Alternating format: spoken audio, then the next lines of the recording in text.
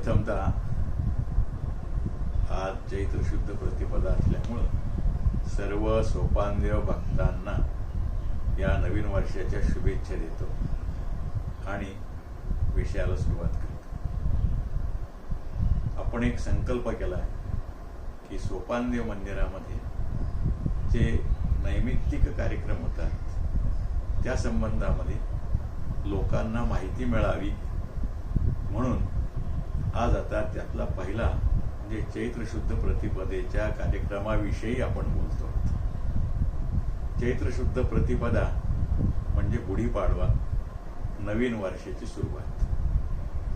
वास्तविक पाहताना हिंदू धर्माच्या दृष्टीने विचार करत असताना अगदी सुरुवातीला मार्गशीर्ष शुद्ध प्रतिपदा ही नवीन वर्षाची सुरुवात होते.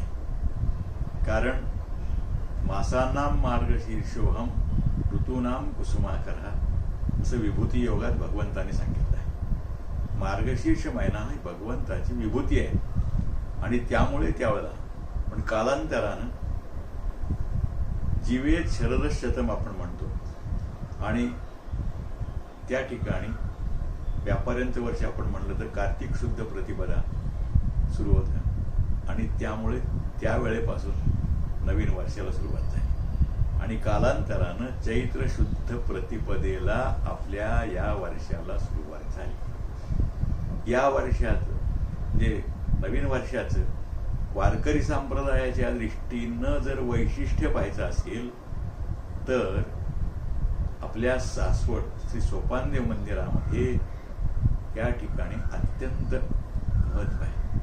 कारण पूर्वीच्या काळी जे महिन्याचे वारकरी होते की ज्यांनी संपूर्ण आयुष्यच वारीतच घातलं दर महिन्याला, शुद्ध एकादशीला पंढरपूर आणि वद्य एकादशीला आळंदी आणि त्यांचा सर्वांचा मुक्काम दर अमावस्येला आणि दर वद्य चतुर्थीला सासवडला मंदिरामध्ये असायचा. त्या 40 वर्षापूर्वीच्या एक मंदोदरीबाई म्हणून महिन्याच्या वारकरी होत्या. अतिशय अभ्यासू आणि चाणाक्षी अशा स्वरूपाच्या. त्या आम्हाला लहानपणी सांगायच्या की दिवाळीचा पाडवा पाहायचा तर आळंदीचा पाडवा, दसरा पाहायचा तर पांडुरंगाचा पाडवा आणि चैत्र शुद्ध प्रतिपदा नवीन वर्षाची सुरुवात जर पाहिजे असेल तर सासवडला पाहिजे. याचं कारण सासवडला सर्व वारकरी सर्व दिंड्यातले त्या ठिकाणी तिथे अमावस्येला असतात आणि पाडवा साजरा करतात.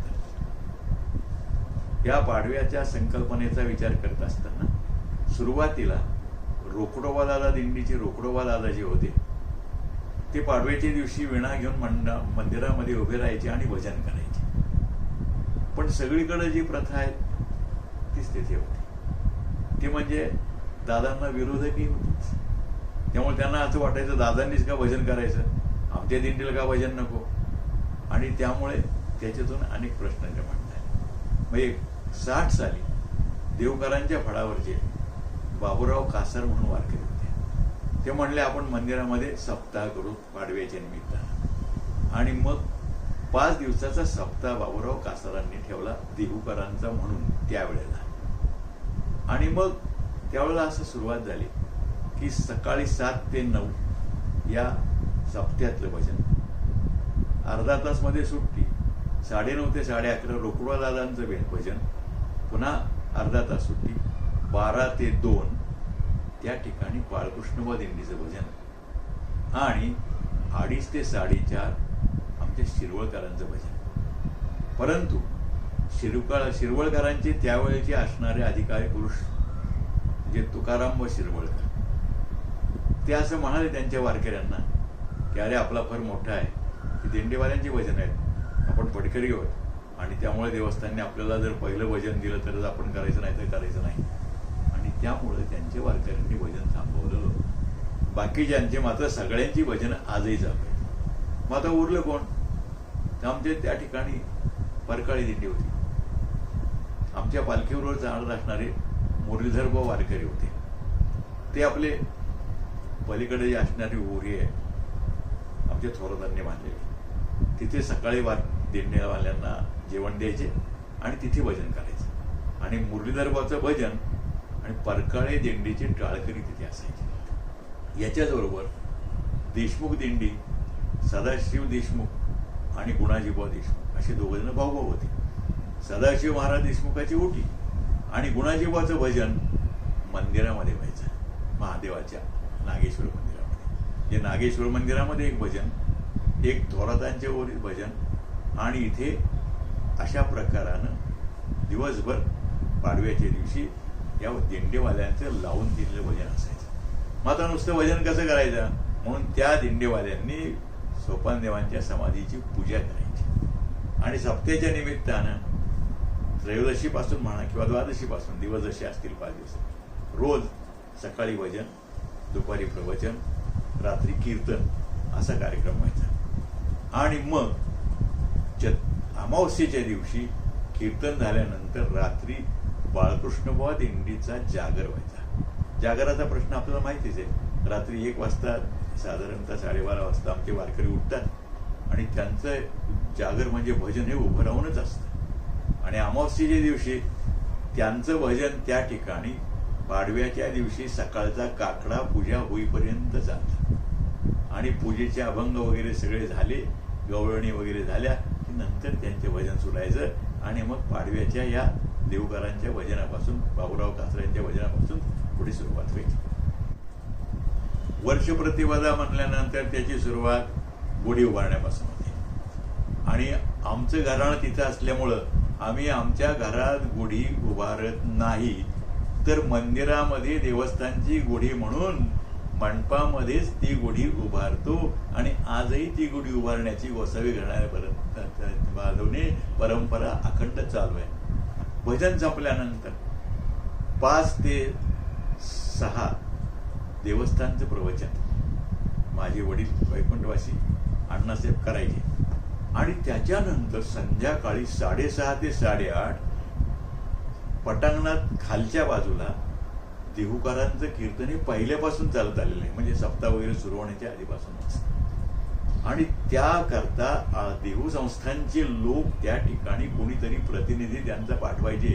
नानाभाऊ देवकरांनी कीर्तन केलेलं आहे, सुदामभाऊ देवकरांनी कीर्तन केलेलं आहे आणि मग पुढे पुढे काही घोटाळा म्हणतात. काही वेळेला देवकरांची माणसं यायची नाही. मी स्वतः कीर्तन केलेलं आहे, आमच्या वडिलांनी कीर्तन केलेलं आहे. एकदा तर गंमत अशी झाली होती, अण्णांनी विणा घेतला, डुबभाता झालं आणि नानाभाऊ आले. अण्णांनी त्यांना पाहिलं, बोलवलं की तुमचं कीर्तन आहे देवकरांचं. स्वतःच्या गळ्यातला विणा त्यांच्या गळ्यात घातला आणि त्यांना कीर्तनाला होते. आणि ते झाल्यानंतर मग रात्री 9 ते 11 मंडपामध्ये कायम स्वरूपामध्ये पहिल्यापासून जसं खाली पटांगणात देवकरांचं कीर्तन तसं आपल्या बाजूला आजरेकरांचं कीर्तन असतं. देवकरांच्या कीर्तनाची वेळेला गंमत अशी असते, संध्याकाळची वेळ आणि पटांगण मोकळं, सगळे वारकरी खाले, ते टाळ घेऊन उभे राहिलेले, ऐकायला बसलेले लोक आणि त्याच वेळेला पाडवा असल्यामुळं गावातले लोक दर्शनाला येणारे म्हणून एक प्रकारचं भव्यपणा त्या ठिकाणी त्या पाडव्या दिवशी निर्माण होतं. आणि आजरेकरांच्या फळाचं वैशिष्ट्य म्हणजे त्या काळचे बेडकर असतील, नंतर तुमचे भुसे अण्णा असतील, हे जे कीर्तनकार होते ते प्राचीन परंपरेतले असल्यामुळं त्यांचं कीर्तन हे लोकांना बुद्धीला जड जायचं. पण ते आपल्याला कधी ऐकायला मिळत नाही, नवीन विषय असतोय आणि तत्वज्ञानात्मक असतो म्हणून लोक आवर्जून तिथे ऐकायला यायचे. आणि त्यांचं कीर्तन झाल्यानंतर रात्री मग आमच्या रोकडोबा दादा दिंडीचा जागर पहाटेपर्यंत चालायचा. हे झाल्यानंतर आमच्या वडिलांनी विचार केला, वारकरी इथे एवढे आहेत आणि त्यांना एकदा तरी जेवण ते दिलं पाहिजे, मग काय करायचं. आमच्या वडिलांनी गावकऱ्यांना सांगितलं. आमच्या वडिलांना मानणारे त्यावेळेला रामभाऊ मसुदे म्हणून होते, जगतापापैकी, त्यांना मसुदे म्हणायचे कारण मशिदीवर त्यांचं घर होतं म्हणून मसुदे म्हणायचे. आणि त्यांनी आनंदचा शब्द ऐकला, गावकऱ्यांना एकत्र गोळा केलं, वर्गणी करायचे आणि ते पाडव्याचं जेवण गावकऱ्यांचं सुरू केलं आमच्या वडिलांनी. आणि मग आता उन्हाळा सुरू आहे, चैत्र महिना आहे, मग म्हटल्यानंतर सगळीकडेच उटीचा सुरुवात, तर पाडव्याच्या दिवशीला उटीला सुरुवात असते.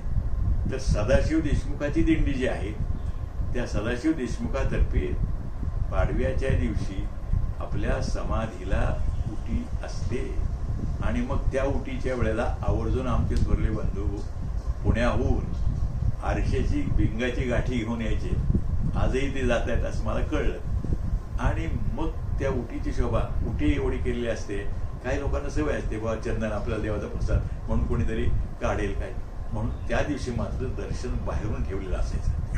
पण पुढे आता आम्ही आतूनच दर्शन देतो. अशा रीतीनं त्या पाडव्याच्या प्रकाराचा हा संपूर्ण सोहळा आमचे वडील अभिमानानं सांगायचे की इतर ठिकाणी वारकऱ्यांच्या दिंड्यांना उतरलेल्या जागा आपापल्या ठिकाणी आहेत, पण सासवडला मात्र सगळ्या दिंड्या एकत्र असतात आणि त्यामुळे प्रत्येकाला भजन दिलेलं. आणि म्हणून अमावस्येपासून ते द्वितीयेपर्यंत म्हणजे द्वितीयेच्या सकाळपर्यंत सोपानदेव मंदिरामध्ये अखंड टाळ वारकऱ्यांमुळे वाचतो आणि त्यामुळे हा पाडवा वारकऱ्यांचा पाडवा म्हणूनच प्रसिद्ध आहे. आणि अशा रीतीनं सर्व वारकरी तिथे अभिमानानं येत असत. आताही वारकरी आहे, पण त्यावेळेला सगळे चालणारे वारकरी होते. आता चालणंही शक्य नाहीये, ती परंपराही खंडित झाली आहे, पण तरी सुद्धा वारकरी तिथे येतात अभिमानानं. प्रत्येकाचे फडकऱ्यांचे दिंडेवाल्यांचे भजनं जे आहेत ती कायमस्वरूपात चालतात. ते करत असताना सकाळी उठल्यानंतर वारकरी पहिल्यांदा पाडव्या दिवशी याला जायचे वटेश्वरचे. तिथे पाणी खेळता असायचं, वाहता असायचं, तिथे आंघोळ करायची आणि मग तिथे जे कनेरची झाडे असायची ते फांद्या मोडायच्या आणि फांद्यासकट ते फुलं वगैरे आणायची आणि मग जिथे ते उतरले तिथल्या ओट्यावरती दोरा बांधायचे, त्याला ते तोरण करायचे कनेरीच्या फुलाचे. आपले सगळे ग्रंथ, आपल्या पताका त्या ठिकाणी ठेवायचे आणि त्याची पूजा करायची. आणि ज्याचं भजन असेल तो जी घडवंची मांडलेली आहे तिथे सुंदरपैकी अशी त्यांचे ते पितळेचे बिचारीचे तांबे असायचे, घासून आणायचे आणि त्याच्यामध्ये तांबे कनेरीची फुलं वगैरे ठेवायची. आणि मग त्या भजनाच्या वेळेला गंमत अशी असायची, मालकाला बोलवायचे ते मालक एकतरी अभंग म्हणा, आम्हाला मालकच म्हणायचे. आणि मला लहानपणापासून आवड, मला म्हणायचे महाराज तुम्ही या. मी 9वी 10वीला असल्यापासून प्रत्येक भजनाला जायचो. गेल्यानंतर मग ते वेणीकार्यांनी पाया पडावं, टाळकऱ्यांनी टाळ गळ्यात घालावा, एक अभंग म्हणावा, रजा घ्यावी. प्रत्येक भजनाला अशा रीतीनं म्हणजे अगदी गुणाजी वाच्या तिथे सुद्धा नागेश्वर मंदिरात आमच्या थोराताच्या ओरीत असलेल्या मुरलीधराच्या भजनात तिथे सुद्धा मी हजेरी लावलेली आहे. आणि आम्ही दोघेही बापली हजेरी लावायचो, अण्णा आणि मी. माझा अभंग झालेला, अण्णाने ऐकलाय, आवाज हे झालाय, आता आपण जायला हरकत नाही, दोघांनी बरोबर कशाला जायचं. म्हणून मग अण्णा नंतर तिथे यायचे. आणि अशा रीतीनं ते पाडव्याची सेवा आणि ते जे आनंद आहे भजनाचा, कीर्तनाचा, फडकऱ्यांचा, अशा प्रकारचा आनंद इतर कुठेही मिळत नाही. तो आनंद आम्ही तिथे लुटलेला आहे. आणि आज मी जरी इथे असलो तरी डोळ्यासमोर पाडवा तो त्या दिवशी येतो, डोळे भरून येतात, गहिरून येतं आणि इथूनच सोपानदेवांना मी नमस्कार करतो आणि तो आनंद इथूनच लुटतो. काही वेळेला मगाशी सांगितल्याप्रमाणे देवघरांचा प्रतिनिधी नाही आला तर देवघरांच्या तर्फे मी कीर्तन सुद्धा तिथे पटांगणात केलेलं आहे.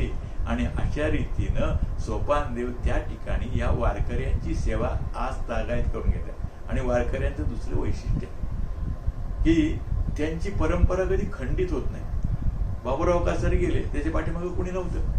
मग तुकाराम एक वारकरी होता महिन्याचा, तो तयार झाला, त्यांनी त्या ठिकाणी सुरुवात केली, तो थकला, आता त्याचा सप्ताह कोण करणार असा प्रश्न पडला. आमच्या रोकडवादाच्या दिंडीतून बाहेर पडलेला असलेला आणि आता देव तुकोबरायाच्या पालखीवर चालणारे रामचंद्र रामभाऊ, तो त्या ठिकाणी सप्ताह करतात. आणि त्यावेळेला सुरुवातीला आम्ही वैशाख अमावस्येला चतुर्दशीला असं वारकऱ्यांना पुन्हा द्यायचो, पण त्यावेळेला वारकरी काही एवढे नसतात. पण पाडव्याला मात्र सोपानदेवांच्या दर्शनाला नवीन वर्ष सुरुवात आहे म्हणून सगळे वारकरी तिथे असतात. म्हणून मग आमच्या मंडळीने विचार केला की आपण अमावस्येला पण जाऊया. म्हणून आम्ही फाल्गुन अमावस्येला आमची मंडळी जेवढे 150-200 वारकरी असतील सगळ्यांचं पणं घरात करत असत आणि सगळ्यांना पणं देत असत. आणि आजही त्या वारकऱ्यांना त्याची आठवण होते. मध्यंतरी 2 वर्षापूर्वी त्या मंदिरामध्ये सहज गेल्या होत्या अशाच सप्त्यामध्ये. ते रामचंद्रबाबूंनी त्यांना बोलवलं, आईसाहेब म्हणले आता तुम्ही गेल्यापासून आम्हाला पण मिळत नाही. मी म्हणले यावर्षी घ्या. म्हणले मग असं पाठवा. मग तिने सगळं सामान तिथं पाठवलं आणि त्या वारकऱ्यांनी त्या पाण्याचा आनंद त्यावेळेला लुटला. अशा प्रकारानं ही जी सेवा आहे ही पाडव्याची नवीन वर्षाची सुरुवात आमच्या सगळं वारकरी संप्रदायातल्या सगळ्या दिंडीतल्या वारकऱ्यांची मंदिरामध्ये होते आणि तिथून त्यांचं नवीन वर्ष सुरू होतं.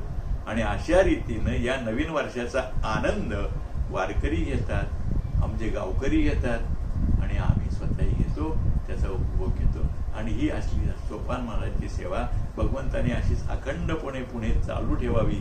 आणि हा सोहळा जो आमच्या मंदोदरीबाईंनी सांगितला होता की पाडवा सासवडचाच पाहावा, तो तसाच राहावा, ही सोपान देवचरणी प्रार्थना करतो आणि थांबतो.